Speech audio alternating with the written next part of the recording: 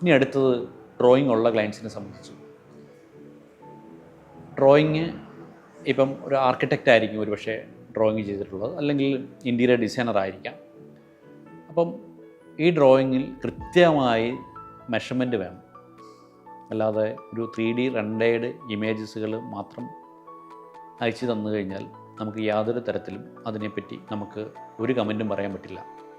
കൃത്യമായ മെഷർമെൻറ്റ് ഉണ്ടെങ്കിൽ മാത്രമേ ഓരോ പ്രൊഡക്റ്റും കൃത്യമായിട്ട് എത്ര മെറ്റീരിയൽസ് കൺസ്യൂം ചെയ്യാൻ പറ്റും എന്നുള്ളത് നമുക്ക് പറയാൻ പറ്റുള്ളൂ. അപ്പം നിലവിൽ നിങ്ങൾ ഡിസൈനിങ് ചെയ്യുന്ന സമയത്ത് നിങ്ങൾ കൃത്യമായി അതിൻ്റെ മെഷർമെൻറ്റ് സഹിതം നിങ്ങളുടെ ആരാണോ ഡ്രോയിങ് ചെയ്ത് തരുന്നത് അവരിൽ നിന്നും നിങ്ങളത് വാങ്ങിക്കേണ്ടതായിട്ടുണ്ട്.